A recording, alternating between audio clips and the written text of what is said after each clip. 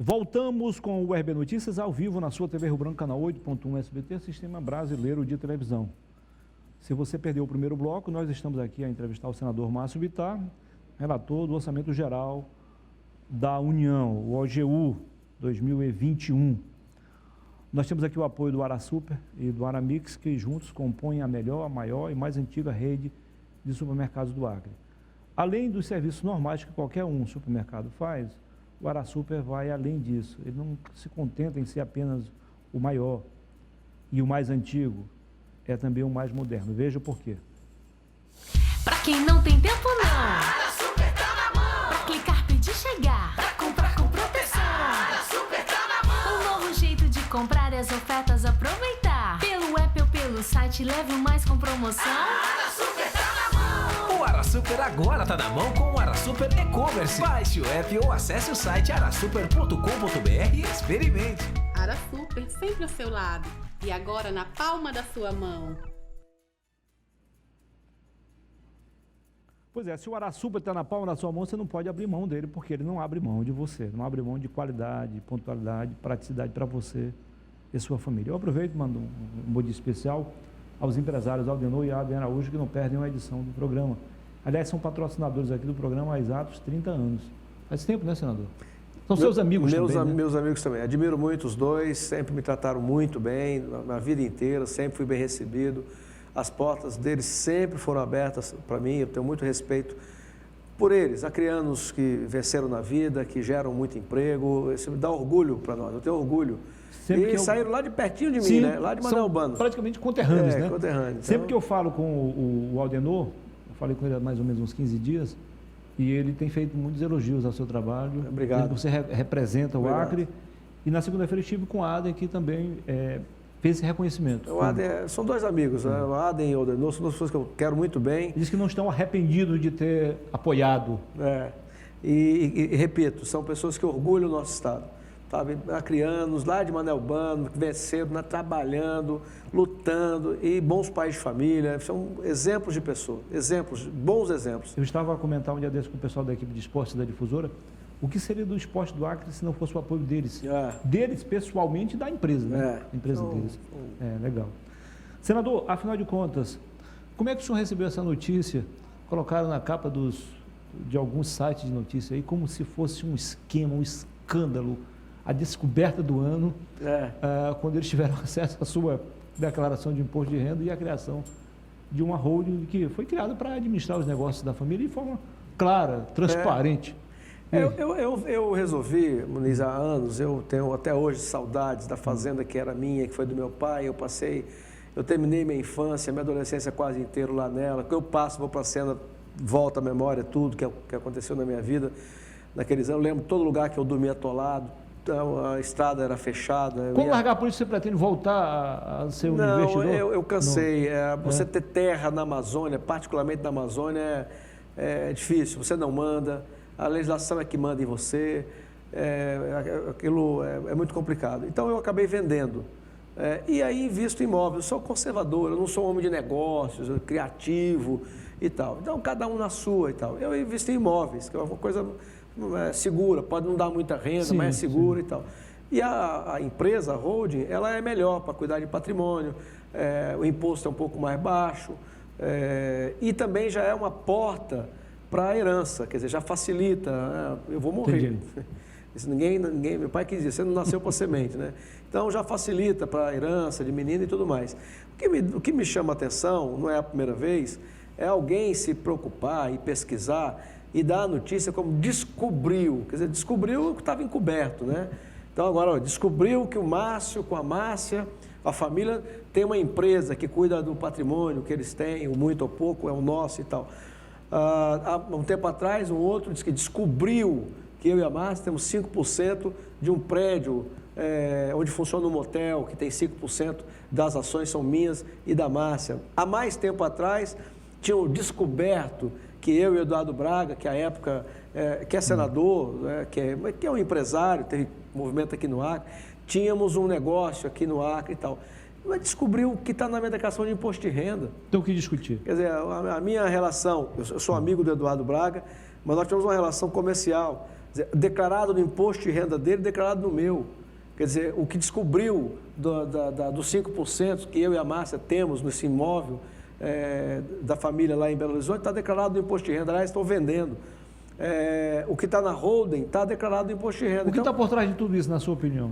A tentativa de nivelar por baixo. É diferente, mas tem alguma semelhança também com o que fizeram com o ministro da Economia, Paulo Guedes. É uma tentativa de Descobriu nivelar... que ele já era rico antes de ser ministro. Já era rico, milionário, né? É uma tentativa de nivelar por baixo, mas tudo bem, isso não... deixa para lá. Eu quero... Isso é bobagem, deixa para lá. Na verdade, Muniz, tem até um lado da minha família, que não tem o que inventar, né? Sim. Então, quando descobriu uma coisa, está na minha declaração de imposto de renda, então... Não tem o que discutir mais. Não tem. Vamos lá. Senador, rapidinho, para a gente terminar esse ponto e avançar para outros não menos importantes. Afinal de contas, você acredita na possibilidade de uma reviravolta e o governo conseguir, então, resolver esse problema lá no STF? Olha, nós estamos... E evitar que o Acre perca mais de R$1 bilhão. Nós estamos trabalhando nisso. Aí tem que atuar quem tem legitimidade para isso, que é o presidente do Congresso Nacional, o presidente do Senado. Eu já falei com o presidente do Senado, com o presidente da Câmara, eles já fizeram embargo de declaração e o presidente do Senado, que inclusive é jurista, é advogado, está agora pessoalmente no Supremo Tribunal Federal, esclarecendo todas as dúvidas que tem. Outra coisa, não foi coisa criada pelo governo federal? Não. O próprio Congresso Nacional. Foi o Congresso que criou nessa Por que querem debitar mais uma ao presidente Bolsonaro? Mais uma. Tudo que acontece no Brasil tem um culpado, é o Bolsonaro. Você já sabe de antemão quem é o culpado de qualquer coisa que ainda vai acontecer. Né? Por falar em presidente, então eu espero, estou muito animado, estou trabalhando muito em torno disso, eu espero que ao fim e ao cabo de toda esse estresse, o Acre receba o que é de direito, tem legitimidade para isso, para receber esses recursos que vão ajudar muito, vão suavizar muito a situação de pobreza que nós vivemos. São milhares de pessoas desempregadas que precisam trabalhar, movimenta a economia do município. Então, eu tenho convicção que, ao final, nós teremos esses recursos vindo para... a metade já está empenhada. Não existe a figura até hoje do desempenho, mas tem a outra metade que não foi empenhado ainda. Eu considero o Pacheco um cara equilibrado, que é o presidente do Senado.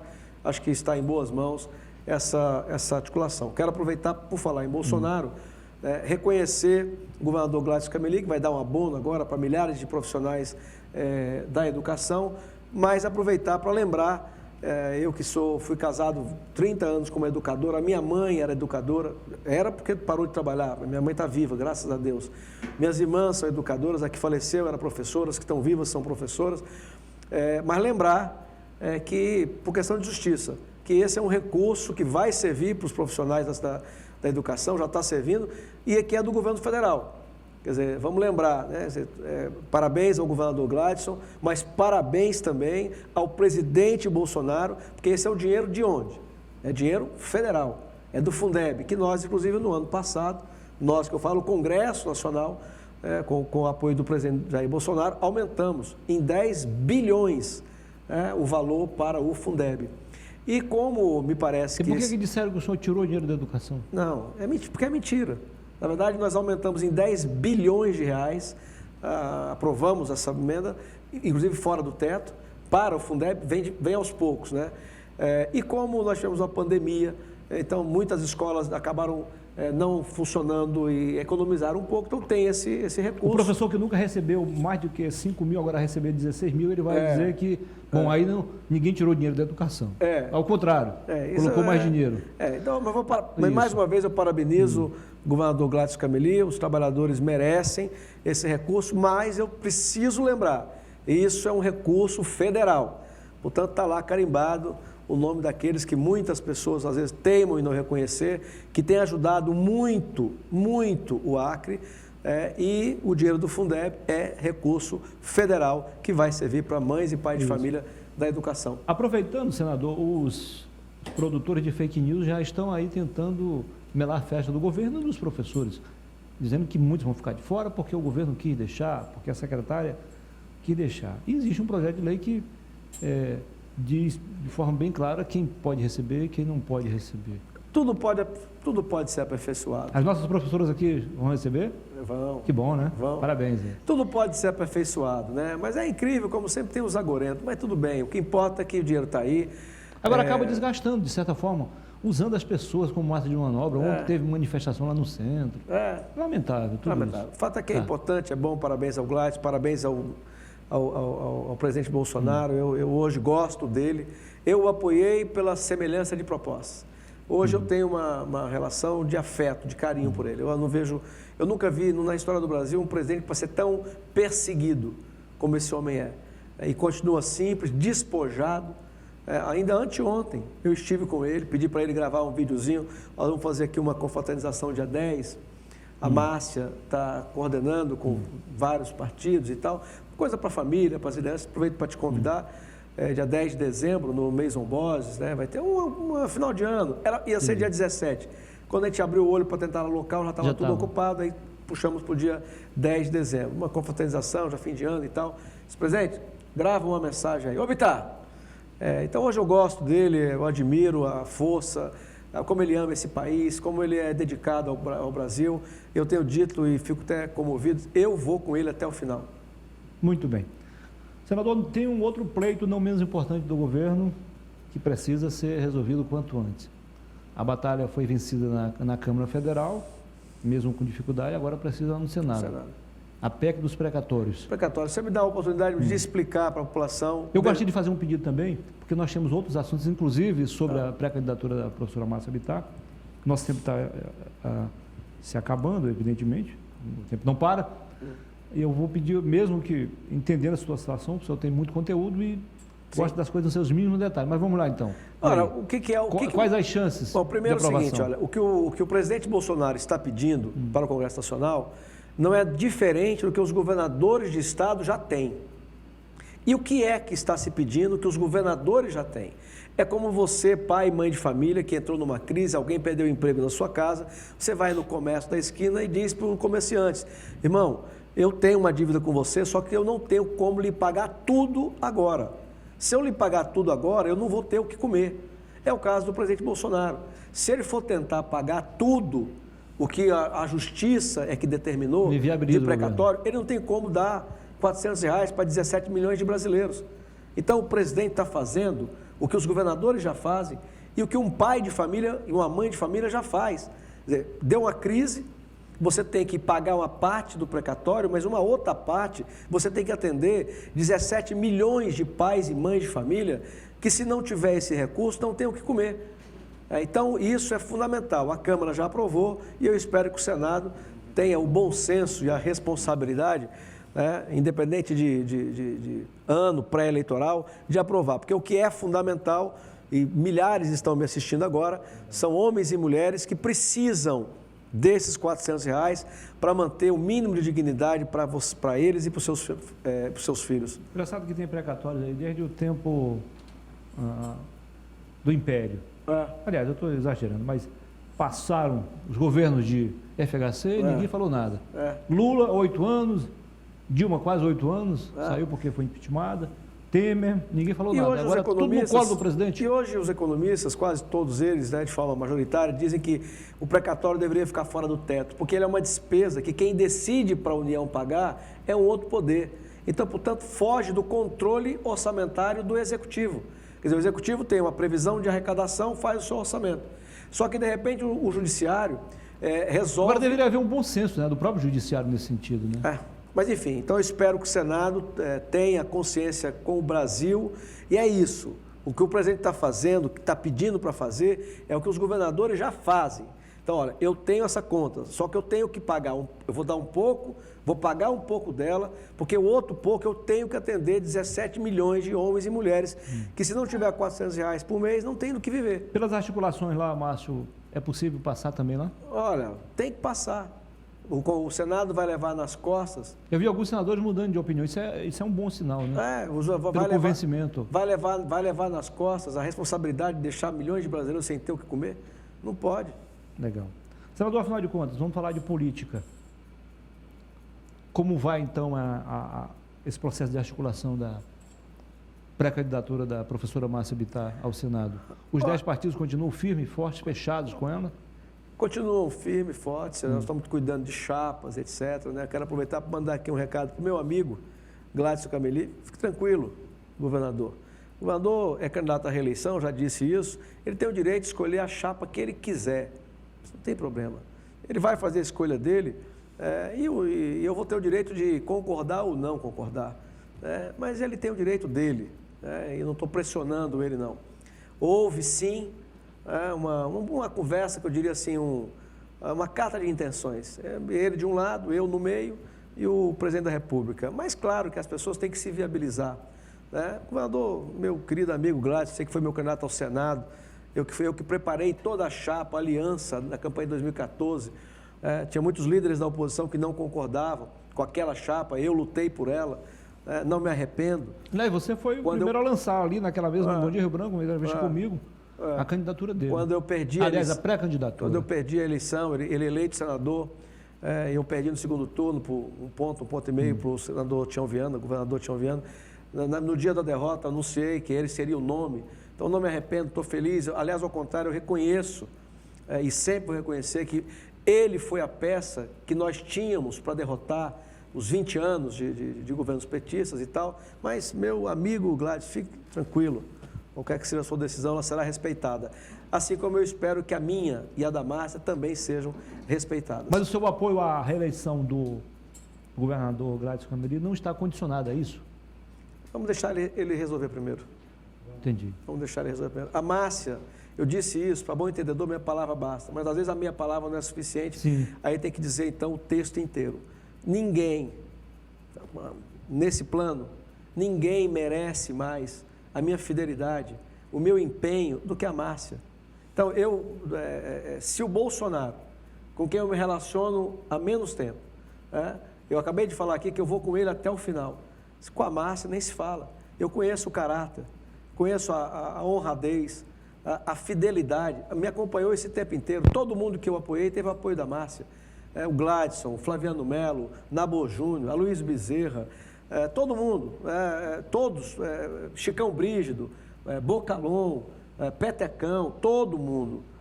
Eu sei muito bem, nas 4 derrotas que eu tive na vida, em que colo que eu encostei minha cabeça, em que ombro é que me ajudou a segurar 4 derrotas. Então, veja, ela não era candidata a nada, essa candidatura nasceu. Então, ela não é contra ninguém, ela não é contra a Maísa, que eu gosto. Está defendendo o espaço dela. Ela não é contra a Wanda, que foi minha candidata federal, eu votei na Wanda, foi minha candidata. Então, não é contra a Wanda, não é contra o Alain, não é contra a Jéssica, que eu conheço desde criança. É uma candidatura a favor do Brasil, é uma articulação que o presidente Bolsonaro, com a minha ajuda, está fazendo, para ver se no ano que vem, se Deus permitir que ele se reeleja, a gente também tenha um Senado mais afinado com essa pauta, com essa agenda, a agenda de destravar a Amazônia, de endurecer as leis de segurança. Não tem cabimento, a nossa polícia prende ladrão aqui da Gazin, que roubou 20 vezes a mesma loja, a audiência de custódia vai lá e solta o camarada. Quer dizer, se você colocar homens, pais e mães de família que arriscam a sua vida para nos defender, com uma legislação frouxa que favorece bandido, eu sempre disse isso, vou repetir. Camarada que cometeu crime hediondo, estuprou, matou, ele se converteu. Se ele se converteu, é ele com Deus. Aqui na lei do homem, ele tem que mofar na cadeia. O primeiro item para garantir a segurança da sociedade é que aquele cara que vai cometer crime, ele sabe que vai ser punido. A impunidade é o principal motor da violência. Ontem eu dei os parabéns, vou dizer de novo, das Forças de Segurança do Estado. Apesar do Congresso não fazer a sua parte, que é endurecer as leis, dar a esses homens e mulheres que utilizam a sua própria vida para nos defender, um arcabouço mais duro, mais rígido contra o bandido, principalmente crimes bárbaros. Mesmo assim, eles estão conseguindo fazer com que os índices de homicídio, feminicídio no Acre tenham diminuído, dando um pouco mais de segurança às nossas famílias. E a Márcia é comprometida com essa agenda, essa agenda do Bolsonaro. Então, o presidente tem feito todo o esforço para identificar no Brasil onde é que pode apoiar, ajudar, para que a gente tenha aí uma bancada, se Deus quiser, na próxima legislatura, uma bancada onde ele possa, em sendo reeleito, ter uma bancada maior e mais preparada para fazer as mudanças que ainda não conseguimos fazer. Legal. Uma questão de ordem aí, antes de passarmos a palavra para as considerações finais do senador, nós temos mais só as professoras aqui a serem entrevistadas, meu diretor. Então, quem mais está? Mais uma? Ok, então a gente faz os 2 intervalos, sem problema. Quero agradecer ao senador Márcio Bittar, dizer que foi um prazer, mais uma vez, recebê-lo aqui. Parabéns pelo trabalho, pela coragem e pela audácia de defender o Acre, os interesses do povo acreano, porque o senador defende o Estado, né? O deputado defende a população. É isso? É isso mesmo. É por isso que lá o jogo é igual, né? O Acre é pequeno, mas tem 3 senadores. Tem 3 senadores e agora teve o relator do orçamento, que ainda está em execução, que é 1 por ano. Né? Eu que agradeço a você, Muniz. Esse ano vai ser igual foi 2019, a minha equipe vai estar trabalhando em 2019. A última hora, eu estava com a Márcia nos arredores de Brasília, numa pousada, e a última vez que eu falei com a equipe do gabinete era 8h30 da noite, do dia 31 de dezembro de 2019. Foi aonde, inclusive, eu vi, como exemplo, eu vi sendo empenhado, na última lista, eu vi sendo empenhado os 23 milhões para fazer a variante ali de Chapuri. Restos a pagar. Esse ano vai ser a mesma coisa. A minha equipe já sabe, nós vamos estar todo mundo ligado até o dia 31 de dezembro, se Deus quiser, para a gente ver essa outra parte de 8 bilhões que atende o Brasil inteiro, não é só o Acre, mas o Acre está ali dentro. Se Deus permitir, até o dia 31 de dezembro, a gente conseguir tudo isso que eu pus no orçamento para o Acre sendo empenhado. Né? Deus vai permitir que isso vai acontecer. Mais uma vez, muito obrigado. E obrigado à TV Rio Branco, que a gente sempre teve aqui muito espaço. Fiquem com Deus. Márcio Bittar estará conosco domingo, aliás, sábado, a partir das 8 da manhã, no programa Sintonia 1400, ao vivo, na Difusora Acreana, em rede estadual. Ok? Eu, Damião Viana e Jário Carioca. Depois do intervalo, eu volto para falar sobre o projeto aí, Faça uma Criança Feliz. Eu vou entrevistar a professora Marina, diretora da escola Iraci Cerqueira, e também a professora Ivane de Oliveira, coordenadora de ensino, em 2 minutos. Até já.